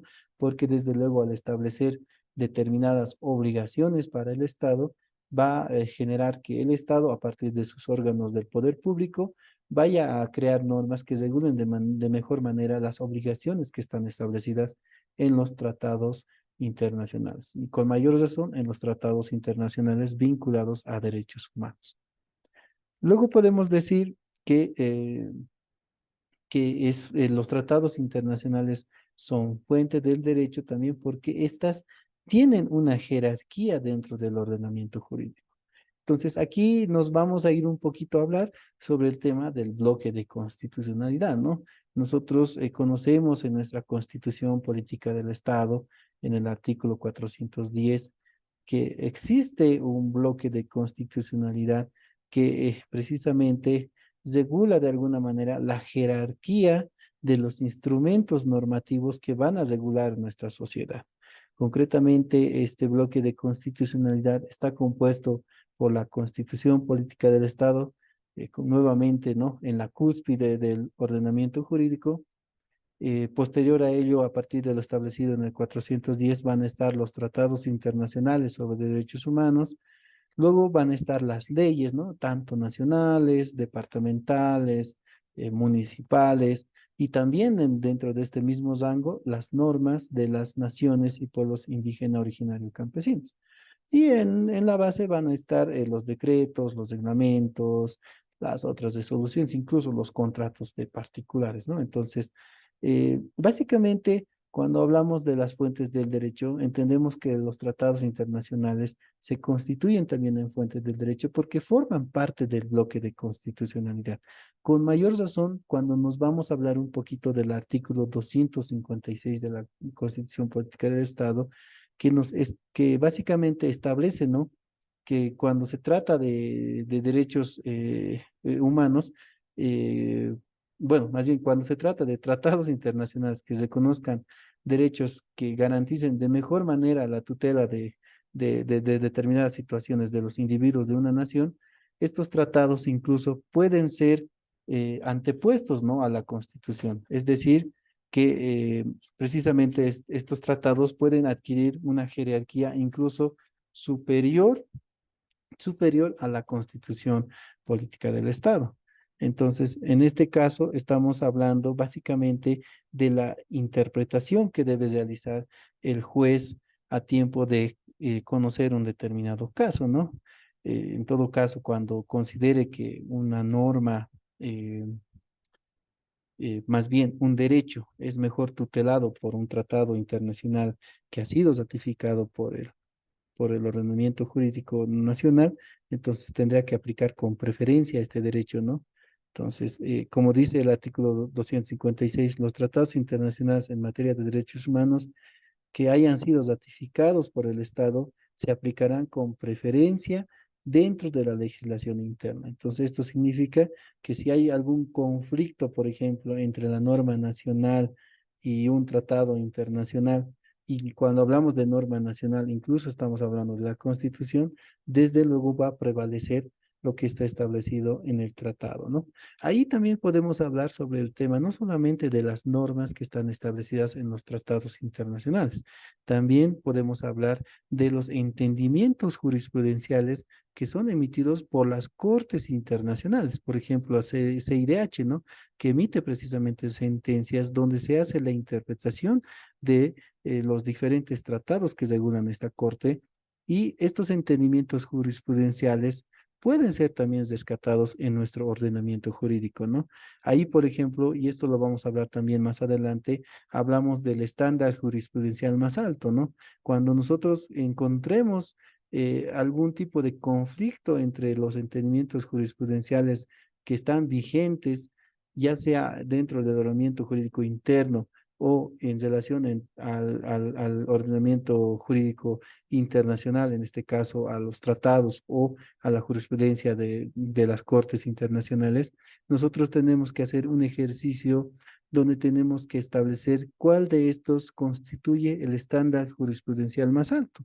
Entonces, a partir de ello, tenemos que aplicar precisamente el entendimiento más protectivo, más progresivo, ¿no? Para el derecho que precisamente es objeto de debate dentro de un determinado caso. Entonces, nótese que ahí también está nomás como fuente del derecho precisamente este tema de los tratados internacionales, porque precisamente estos van a poder adquirir cierta jerarquía a tiempo de que nosotros conozcamos precisamente un caso y podamos generar tal vez un entendimiento jurisprudencial o aplicar una de estas normas con preferencia a las normas internas. Luego tenemos que los tratados internacionales son también fuentes del derecho porque protegen los derechos fundamentales y establecen básicamente los estándares mínimos para la protección de la dignidad humana. Por ejemplo, ahí podemos mencionar a la Convención Americana de Derechos Humanos, es decir, al Pacto de San José de Costa Rica, que protege, ¿no? Los derechos a la vida, el derecho a la libertad personal, a un juicio justo, etcétera, ¿no? Y Bolivia, como es parte de esta convención, básicamente está sujeta pues a la jurisdicción de la Corte Interamericana de Derechos Humanos. Entonces ahí, o como les decía hace un momento, todos los entendimientos que emita esta Corte básicamente también van a tener un carácter vinculante para nuestras Cortes, ¿no? Ahí hablamos concretamente, por ejemplo, del control de convencionalidad, ¿no? Porque como ustedes pueden ver en el gráfico también en la diapositiva, los tratados internacionales van a ser también guías para la interpretación de las normas internas. Entonces, ahí estamos hablando básicamente del control de convencionalidad que tiene que hacer la autoridad jurisdiccional a tiempo de resolver un caso concreto. Hoy, a partir de las nuevas doctrinas del derecho constitucional que se encuentran vigentes, ya no basta realizar un control de constitucionalidad de las normas que vamos a aplicar al caso concreto, sino que tenemos que ir más allá. En realidad, nosotros tenemos que hacer un control de convencionalidad, es decir, se debe aplicar una constitución convencionalizada. ¿Esto qué quiere decir? Que previo a aplicar una norma, un principio, un valor que está establecido en la Constitución, tenemos que verificar si estos principios, estas normas, están acordes a los instrumentos internacionales que han sido ratificados por nuestro país. En todo caso, si nosotros advertimos que están acordes, podemos aplicarlas de manera, digámoslo, tranquila, ¿no? Pero en el caso de que advirtamos que hay cierta contradicción o cierta disputa entre lo que dice nuestra Constitución y los tratados internacionales o los entendimientos jurisprudenciales de las cortes internacionales, entonces tocará hacer ese ejercicio, como les decía, de establecer los estándares más altos o más protectivos para precisamente los derechos que son objeto de análisis, objeto de tutela dentro de un determinado caso. Entonces, nótese ahí la importancia, ¿no? De los tratados internacionales, particularmente aquellos abocados a derechos humanos, como fuentes del derecho, ¿no? Interno, porque como bien lo dice la doctrina, estas van a permitir precisamente la creación de normas, van a permitir realizar una adecuada interpretación de las normas internas, o en todo caso van a permitir establecer los estándares más protectivos, ¿no? Para poder tutelar de mejor manera los derechos que están en debate dentro de un proceso judicial. Luego tenemos otra de las fuentes que también es muy importante, que en este caso es la costumbre, ¿no? La costumbre, como ustedes podrán advertir o como ustedes también ya conocen por sus estudios en materia constitucional, básicamente implica a un conjunto de prácticas, ¿no? Estas prácticas que tienen estas características de haber sido repetidas de manera constante y también aceptadas y consideradas como obligatorias para una determinada sociedad. Es decir, que con el tiempo una costumbre adquiere cierto valor jurídico. ¿Por qué? Porque precisamente son aceptadas y repetidas por una determinada sociedad. En otros términos, cuando una conducta se repite de forma constante y de manera repetida, entonces la sociedad ya las reconoce como jurídicamente válida, ¿no? Es decir, que se convierte en una norma incluso sin estar escrita. Entonces, ¿por qué la costumbre va a ser una fuente del derecho? Primero, porque refleja el comportamiento socialmente aceptado. ¿Esto qué quiere decir? Que la costumbre tiene dos elementos, ¿no? Que las van a configurar como fuente del derecho. Tiene un elemento material y un elemento subjetivo. El elemento material, como les decía en su concepto, está vinculado a la repetición constante y uniforme de una determinada práctica. Y el elemento subjetivo está vinculado a la creencia que tiene una sociedad de que esas prácticas son obligatorias. Entonces, estos dos elementos van a permitir que la costumbre precisamente se constituya en una fuente del derecho porque van a convertirse en una práctica a la cual la sociedad le va a otorgar determinado valor jurídico. Luego, la costumbre es también fuente del derecho porque va a suplir a la ley, va a suplir a la ausencia de la ley en realidad, ¿no? Es decir, que cuando no exista una ley escrita, entonces ahí comúnmente se va a aplicar una costumbre. ¿Por qué? Porque estas costumbres de alguna manera han regido o han regulado de alguna manera la conducta de una sociedad. Entonces, ante la ausencia de una norma, en una norma escrita en todo caso, se va a aplicar una costumbre, ¿no? Y por último, porque son parte del pluralismo jurídico. Y ahí nos abocamos un poquito a lo que ya habíamos hablado hace un momento, ¿no? Sobre el tema del control o de ese modelo de control plural, ¿no? Hoy nosotros entendemos que nuestro actual modelo de Estado rige el pluralismo jurídico. Básicamente, el pluralismo jurídico permite la convivencia de los diferentes sistemas jurídicos reconocidos en nuestro Estado, ¿no? La convivencia de las diferentes jurisdicciones, por ejemplo, ¿no? Estamos hablando de la jurisdicción ordinaria, de la jurisdicción indígena originaria y de la jurisdicción agroambiental, así como de las jurisdicciones especializadas, ¿no? Entonces, ahí también toca hablar un poquito sobre el tema de las normas no escritas, ¿no? Como fuentes del derecho, ¿no? Que propiamente son las normas que responden a las naciones y pueblos indígenas originarios campesinos, que como les decía, tienen como sustento estos pilares del Estado plurinacional, ¿no? Básicamente son el pluralismo, la interculturalidad y la descolonización. Entonces, en estos tres elementos van a permitir que las normas no escritas, las normas de la jurisdicción indígena originario campesina, también se constituyan fuentes del derecho porque van a permitir precisamente también la creación de determinadas normas y particularmente en la interpretación que realizan los jueces, ¿no? Y como les decía, en este nuevo modelo de control plural, los jueces están en la base, ¿no? En la base de esta estructura vertical. Entonces, al estar en la base, son los primeros garantes de los derechos y las garantías establecidas en la Constitución. Y por lo tanto, ellos van a hacer el control de constitucionalidad a partir de la interpretación que realicen de las normas.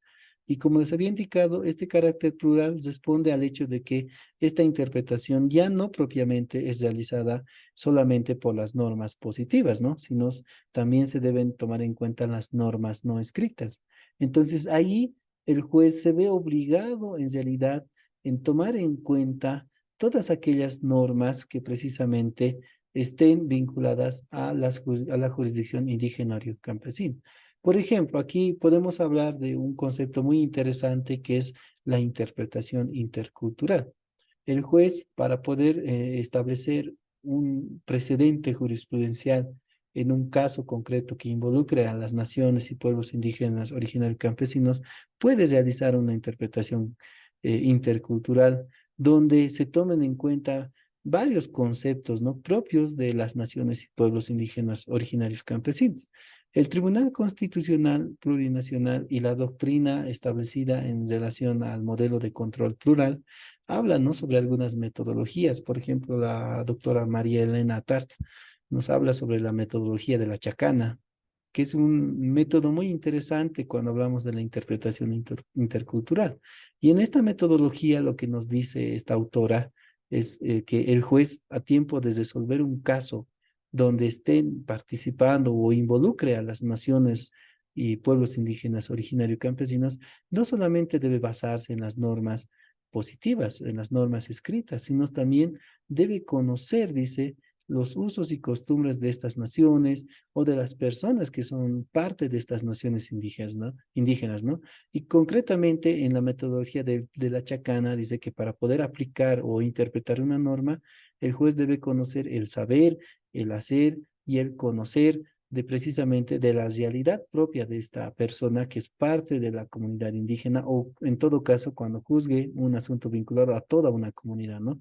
Entonces, como se podrán dar cuenta, a partir de estos métodos propiamente que no están escritos en las normas, eh, el juez desde luego va a generar también jurisprudencia, ¿no?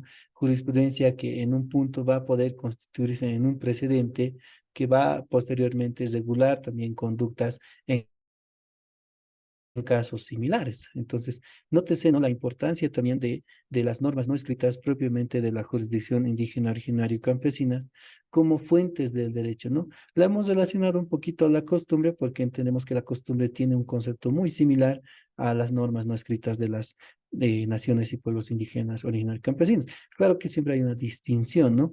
La costumbre no siempre está vinculado a las naciones y pueblos indígenas originarios campesinos porque desde luego existen costumbres en áreas urbanas, existen costumbres en áreas rurales y las costumbres básicamente van variando en función de los conglomerados sociales, ¿no?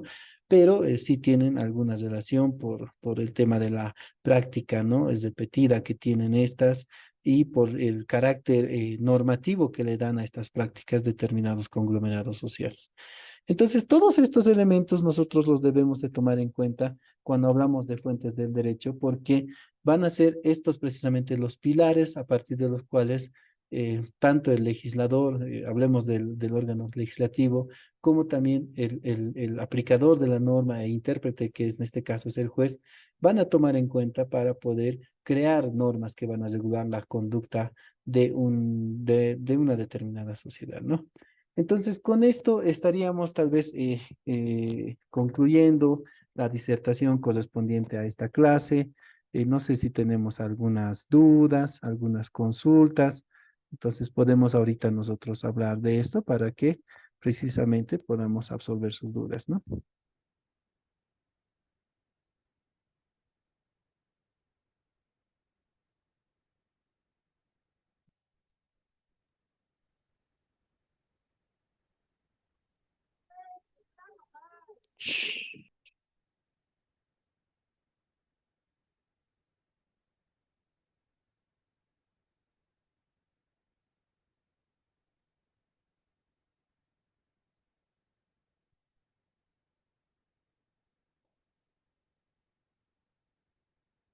Creo que no tenemos dudas, ya estamos a las 9:35. Teníamos una práctica para el día de hoy, pero la vamos a dejar para la clase siguiente, tomando en cuenta que ya hemos pasado el horario establecido para la clase del día de hoy. Y también me disculpo, ¿no? Porque he ingresado un poquito tarde. Como les había mencionado, actualmente estoy como docente de la Escuela de Jueces, entonces teníamos una reunión de coordinación porque ustedes se habrán enterado que ha salido la convocatoria para el tercer curso de formación de jueces en el área ordinaria, entonces estábamos un poquito dedicados a ese tema en horas de la tarde y también porque he tenido problemas con mi equipo de computación, entonces me ha dificultado un poquito ingresar en el horario establecido por la universidad. Sin embargo, tratando de compensar, hemos abarcado el tema que hoy hemos compartido hasta este horario, ¿no? Entonces, en vista de que no tenemos dudas, no tenemos consultas, no tenemos tal vez algún tema que podamos debatir, vamos a concluir la clase en este punto. Y pues el día domingo que nos veamos nuevamente, vamos a compartir un poquito la práctica que queríamos hacer el día de hoy, que no es una práctica complicada. Entonces, ese día la vamos a hacer para que podamos también rescatar un poquito de lo que se ha hablado el día de hoy, ¿no? Entonces, con todo esto, yo les agradezco por su paciencia. Siempre es muy bueno estar en estos eventos para poder compartir un poquito lo que se ha ido conociendo a lo largo de nuestra experiencia. Sin nada más que decirles, muchas gracias y nos estaríamos viendo el día domingo.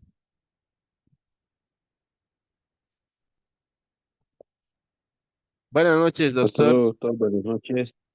Buenas noches. Buenas Buenas noches, noches. doctor. Doctor, buenas noches. Buenas noches. Muchas gracias. Gracias, doctor. Buenas noches. Buenas noches.